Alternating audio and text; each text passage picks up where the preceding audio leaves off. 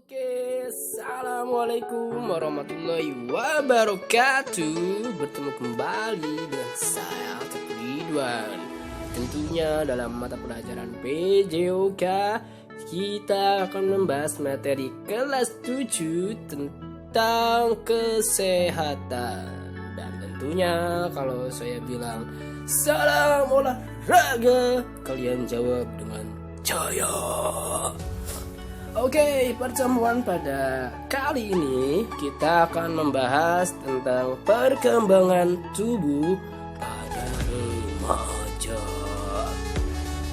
Kenapa perkembangan tubuh pada remaja? Karena pada usia seperti ini kalian tuh perlu mengetahui apa saja sih ciri-ciri saya biar jadi anak sehat. Apa saya sih faktor-faktor yang mempengaruhi saya biar tumbuh dan berkembang itu dengan optimal. Nah, materinya kan dijelaskan. Dan tentunya saya materi ini ambil dari buku paket PJOK Kurikulum 2013 edisi revisi 2017. Dan silakan bagi kalian yang ingin memperdalam juga bisa melihat di buku paketnya. Oke, yang pertama agenda pembahasan pada pertemuan kali ini ada tentang perkembangan jasmaninya. Yang kedua ada pertumbuhan, perkembangan dan faktor-faktor yang mempengaruhi. Yang ketiga ada ciri-ciri anak sehat. Yang keempat pemanfaatan waktu luang. Seperti apa sih materinya? Nanti akan dijelaskan.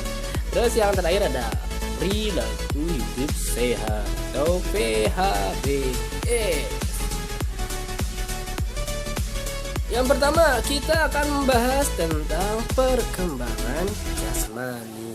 Nah, perkembangan jasmani sejak dalam kandungan sudah lahir itu pasti akan terus bertambah dan berkembang, baik dalam bentuk ukuran badan, berat, dan kecerdasan.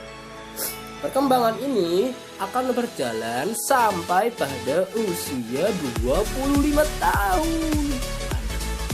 Bagi saya yang usianya 24, satu lagi. Namun ada kecualinya juga. Bagi perkembangan jiwa, mental, dan kecerdasan itu tidak dipatok sampai usia 25 tahun. Jadi hanya pertumbuhan perkembangannya jasmaninya saja yang dipatok sampai usia 25 tahun. Ya. Dan apa saja sih faktor-faktor perkembangan jasmani ini? Yang pertama ada faktor keturunan atau yang kita sebut dengan gen. Saya kasih contoh. Yang pertama, ibunya seorang dosen yang cerdas luar biasa. Bapaknya seorang profesor.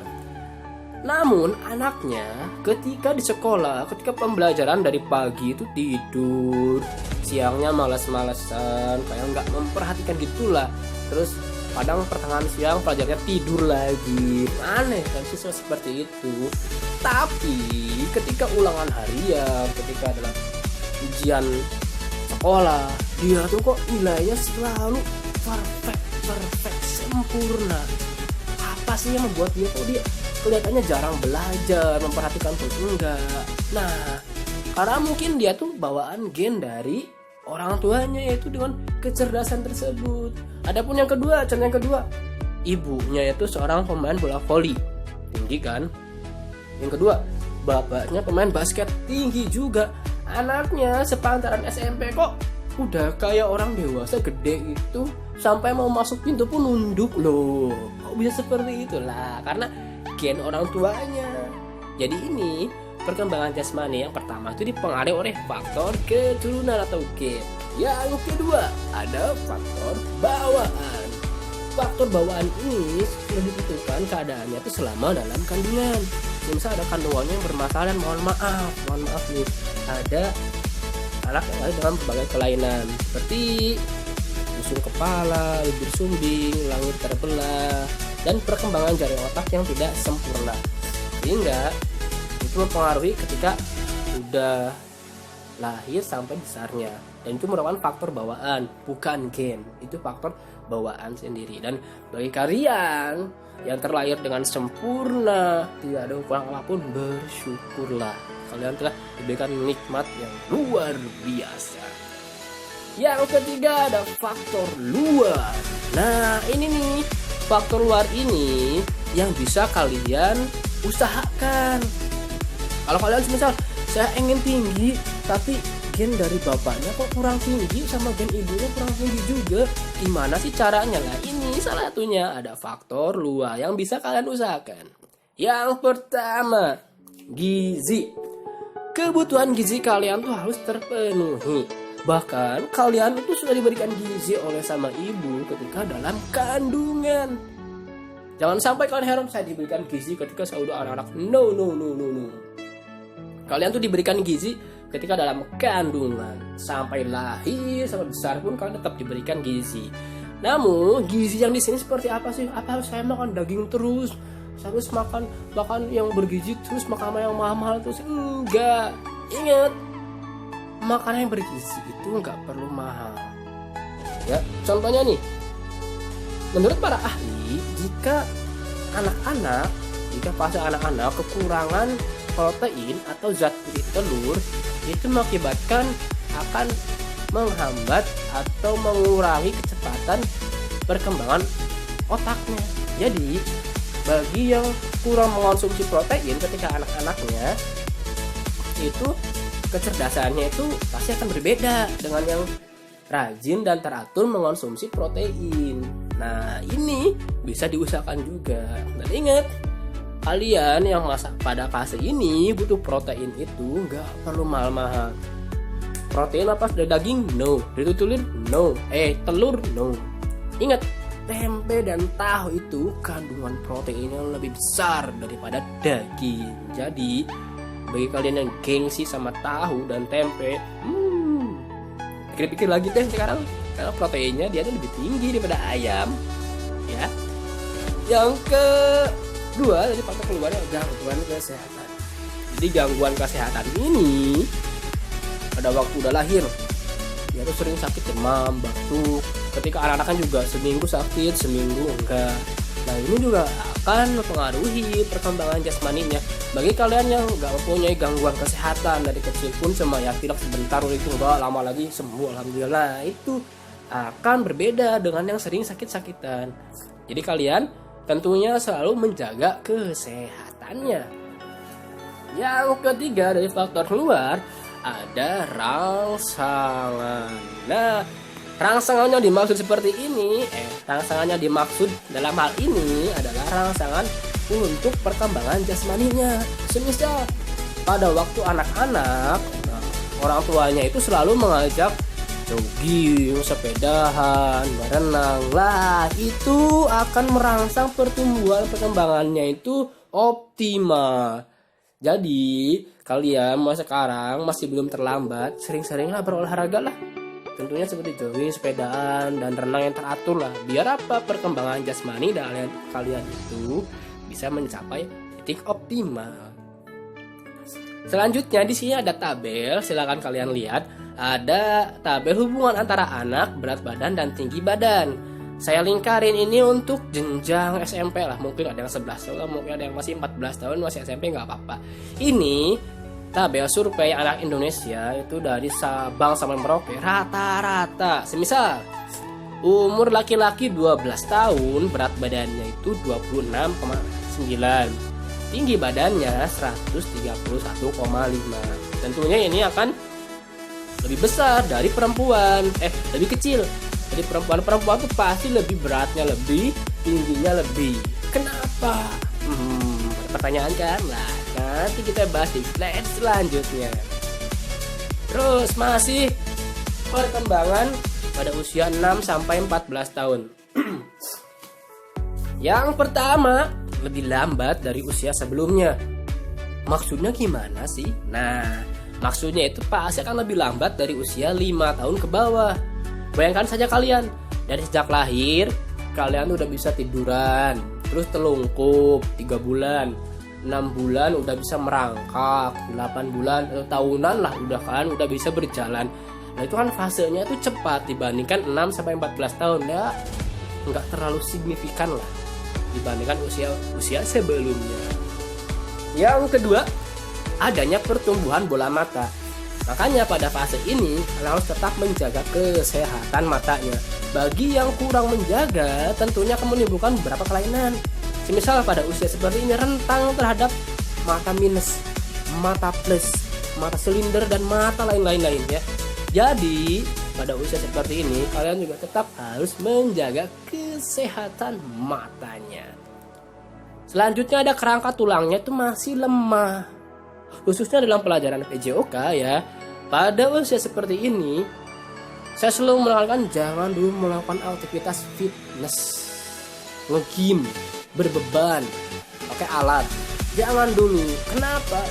Kerangka tulang kalian tuh masih lemah. Bolehlah berbeban, tapi dengan berat badan kalian sendiri.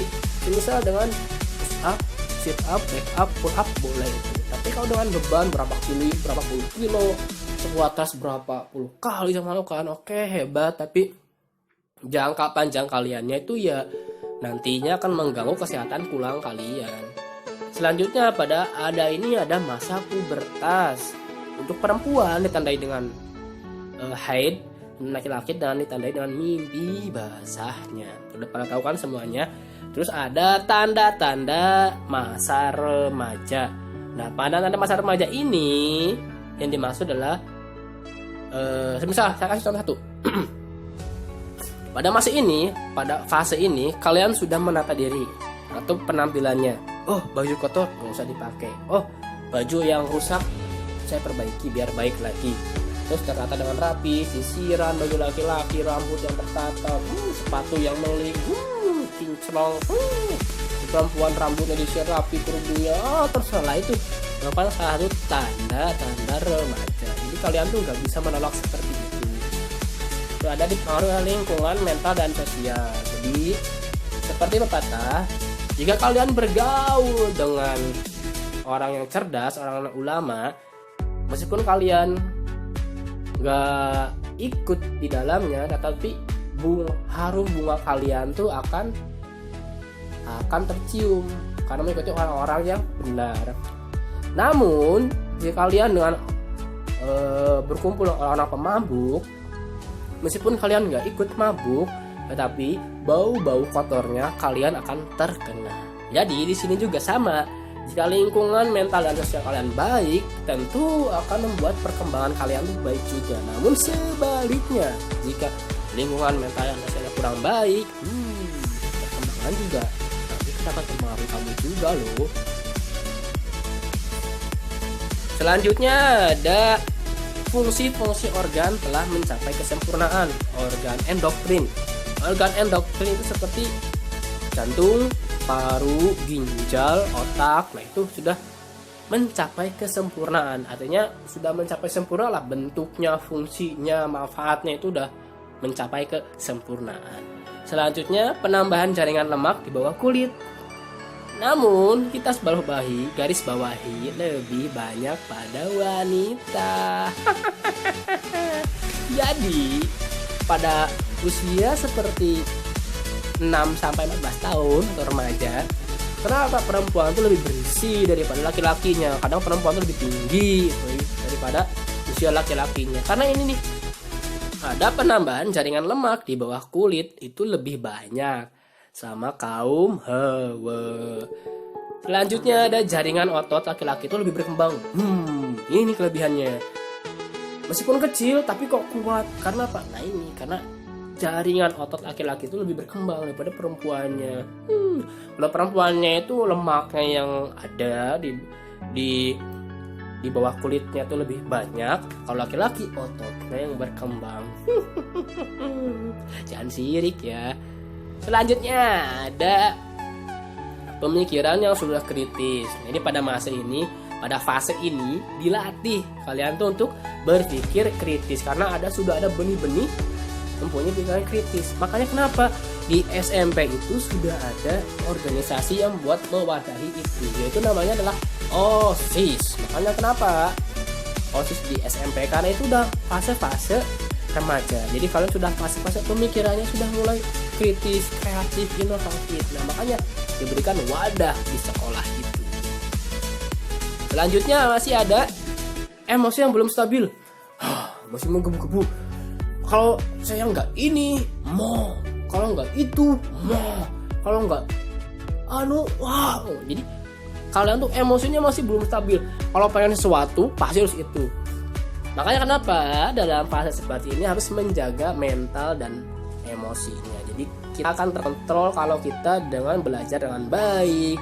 Terus pembelajaran mental dan jiwa sosialnya kita pengetahuannya luas dan sering diajarkan oleh guru-guru kita, tentunya itu akan mengurangi emosi, tentunya akan menjaga emosi kita. Yang kedua, ada aktivitas eksperimental sosial.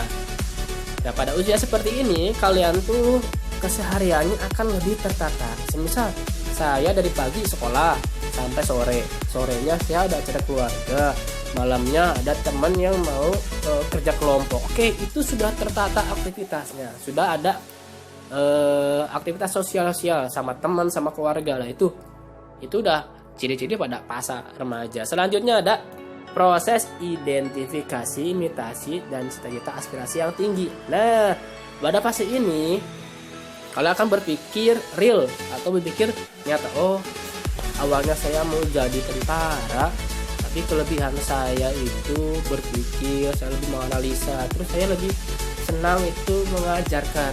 Kayaknya saya pengen jadi guru, kayaknya cocok jadi guru. Nah, itu udah mulai mengidentifikasi cerita kalian tuh.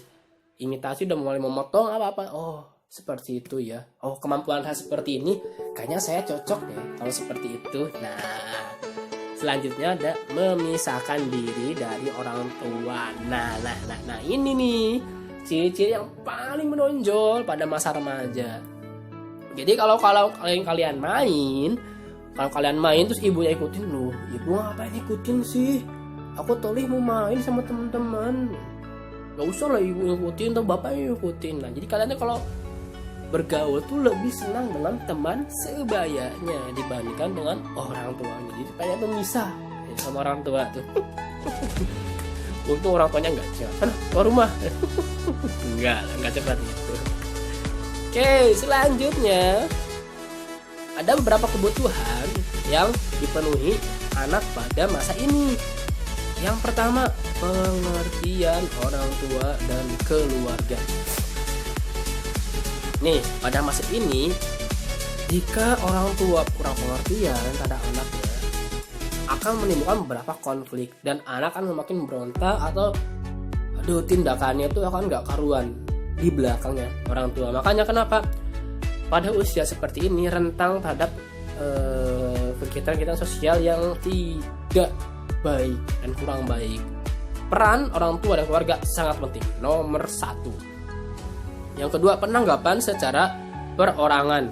Jadi kalau ada masalah apa-apa, dibicarakan empat mata, jangan dibicarakan di umum. Semisal ada anak yang anak-anak yang nakal, terus dibilangin, hei kamu nakal, gak usah kayak gitu lah. Itu jangan dibilangin di depan umum, dipanggil dulu, mas coba sini, mas mbak sebentar sini, bisa ke ruangan saya. Kenapa kamu seperti itu? Nah, itu harus ada penanganan secara perorangan. Jadi jangan di depan umum.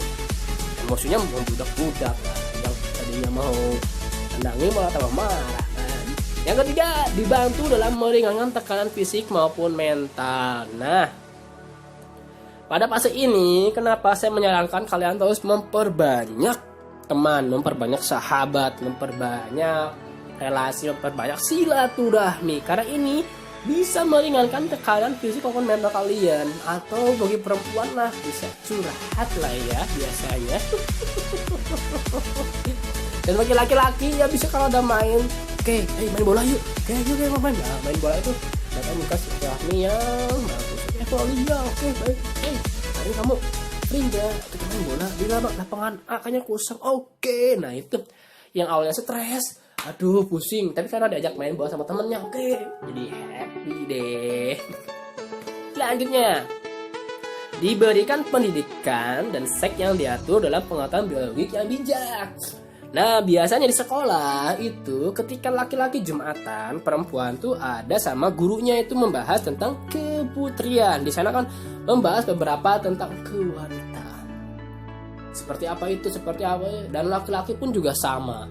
Laki-laki diberikan pengertian tentang hal seperti itu juga. Dampaknya apa? Biar mengetahui hal yang baiknya seperti apa, hal yang buruknya seperti apa. Nah, itu pentingnya. Dan nanti juga dalam pembelajaran biologi akan dijelaskan juga di sana. Selanjutnya ada faktor-faktor yang mempengaruhinya. Kalau tadi kebutuhan sudah, yang apa ya? Kebutuhan sudah, terus ciri-cirinya sudah. Nah, sekarang faktor-faktor yang mempengaruhinya. Yang pertama, kurang pengertian, pengetahuan dan perhatian, baik dari keluarga, orang tua maupun dari sekolah juga sama. Ada anak yang kurang pengertian, jadi anak itu selalu dicuekin sama orang tuanya atau sama temannya dicuekin, dikucilkan. Itu akan memperhambat perkembangannya, mentalnya jadi down, jiwanya jadi terganggu.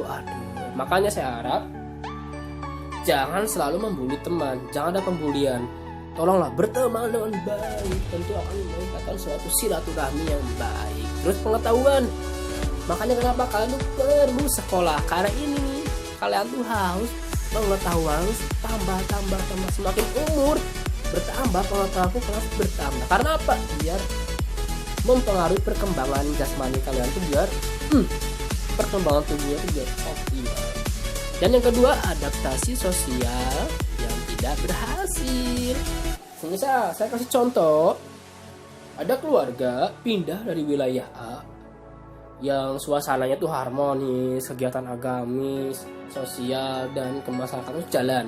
Pindah ke wilayah B yang apatis, diam-diam baik, kegiatan masyarakat sosialnya kurang. Nah, dia tuh mau mengajak tapi nggak berhasil, ataupun karena kok kayak gini ya, kok ibu pindah kayak gini ya. Nah, itu dia tuh akan kurang lah, penyesuaian dirinya akan kurang, jadinya dia akan mempengaruhi perkembangan tubuh si remaja itu. Karena penyesuaian diri dengan lingkungan itu kurang baik. Ataupun yang pertama, dari lingkungan yang awalnya rame ke lingkungan yang awalnya sepi, terus dia tuh biasanya dimurung karena nggak ada temen, di rumah aja diam-diam baik, jadi kan kurang gimana, penyesuaian dirinya kurang. Jadi ketika kalian berpindah atau dapat wilayah baru, dapat sekolah baru, oke lah, bergaul dengan teman, bertanya, terus di sini seperti apa ya, baiknya seperti apa ya, lah itu dia anak yang cerdas. Yang ketiga, kehidupan sosial yang baru berkembang berubah-ubah. Semisal yang tadi, yang pertama dari wilayah A yang harmoni, kegiatan sosial masyarakat yang jalan, pindah ke wilayah B yang kurang. Nah, itu akan mengganggu perkembangan tubuh si remaja. Oke, sampai di sini dulu untuk pembahasan materi perkembangan tubuh remaja. Nanti masih ada step yang selanjutnya masih belum selesai yang akan kita lanjutkan di pertemuan selanjutnya. Namun pada akhir session ini saya akan memberikan soal harian tertulis di mana kalian boleh dikerjakan di buku tulis PJOK. Dan untuk materinya kalau belum jelas silakan bisa diputar di slide yang sebelumnya atau di video sebelumnya, silakan kalian diatur, atau kalian juga bisa open book lihat buku paket PJOK-nya. Adapun soal yang pertama, berdasarkan materi yang dijelaskan, sebutkan ciri-ciri perkembangan jasmani pada remaja, pada masa remaja. Oke, tadi sudah jelaskan ya, ada beberapa perkembangan jasmani, ciri-ciri perkembangan jasmani pada masa remaja. Silakan kalian jawab di buku PJOK-nya masing-masing. Dan untuk laporannya bisa dicari atau bisa dihubungi ke saya sendiri. Oke, terima kasih pada pertemuan kali ini. Mohon maaf apabila ada kata-kata yang kurang berkenan, kelebihannya dari saya sendiri dan kekurangannya dari yang maha tinggi ilmunya, yaitu Allah Subhanahu wa taala.